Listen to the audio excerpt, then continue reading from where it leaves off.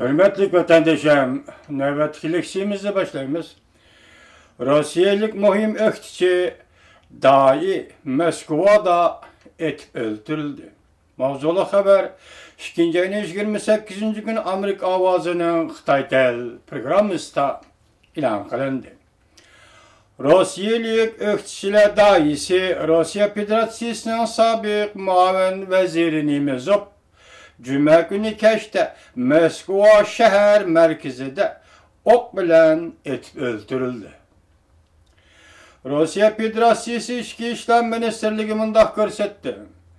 55 yaşlık Nemezov Kreml sarayının yenideki bir kövrükten ötüp ketevatqanda bir maşineden ok etilip Nemezov 4 pay ok tiyip ok bilen etip öldürüldü. Saqçı taraf mındak görsetti. Nemezov şu çağda Ukraynadan kelgen bir kız bilen birlik ketevatatdı. Bu kızga ok tegmegen. Saqçı hazır bu kızını sorak kılıp etipdi. Saqçı taraf Nemezov'ның cesedini yötkep ketkendiği keyin yığılap tutuldap yetip kelgen xalqlar Nemezov öldürülgen yerde şam yaktı ve gülçembirak koydu. Onunla Nemezov'a ok tegişten bir neç saat ilgiri Nemezov Prezident Vladimir Putinni qattiq tanqidlab, Ukrayna siyosati orqali Rossiyani krizisga batırıp qo'ydi degan. Nemezov nutq so'zlab, davlat siyosiy islohotga ehtiyojli. Huquq bir odamning qo'liga markazlashganda, bu odam uzun muddat huquq tutadigan bo'lsa, mutlaq baloyi ofatga elib bordi. Mutlaq shundoq bo'ladi degan. Rossiya ta'sisi mundaq ko'rsatdi. Prezident Vladimir Putin Nemezovning o'lim xabarini darhol uftirish qildi. Kreml sarayı bu diloni tekshirishni nazorat qiladi. Vladimir Putinning bayonotchisi mundaq ko'rsatdi. Bu voqea qaramaqa qotillarni yollash bilan elib berilgandek ko'rinadi. Yakshanba kuni o'tkaziladigan o'qituvchilar namoyish yetib kelishdan burun voqea paydo qilishni ko'zlagan bo'lishi mumkin. Amerika Qo'shma Shtatlarining prezidenti bu to'g'rida bayonot e'lon qilib, mundaq ko'rsatdi. Amerika Qo'shma Shtatlarining prezidenti Obama bu to'g'rida bayonot e'lon qilib, mundaq ko'rsatdi. Vahshiy zo'ravonlik, qotillikni ayblaymiz. Prezident Obama haydakchilik qilib, doirlar tez va odillik bilan tekshirishi kerak deb ko'rsatdi.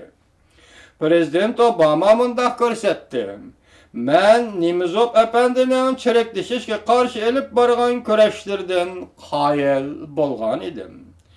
Nemezov ardim taldim demay, Rossiya greydallariga barliq kishilar bahramand bo'la oladigan huquqni qo'lga keltirish uchun kurash qilgan edi.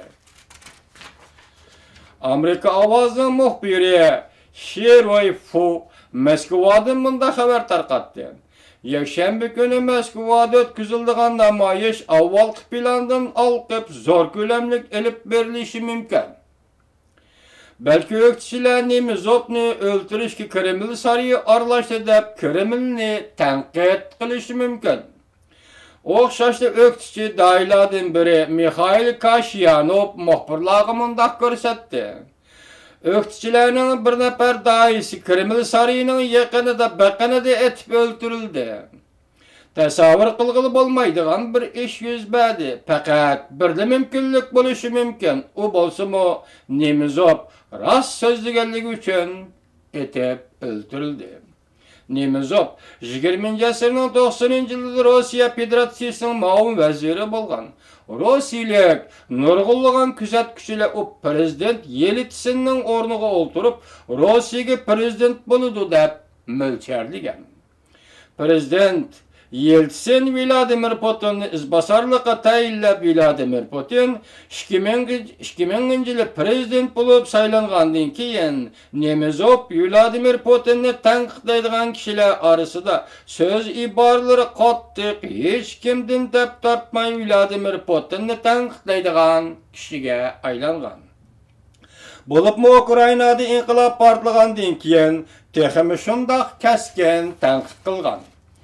O'tgan yili 9-oyda Nimizov Amerika Ovozi radiosi muxbirining ziyoratini qabul qilganda Ukraina Rossiya prezidentini ag'dirib tashladi.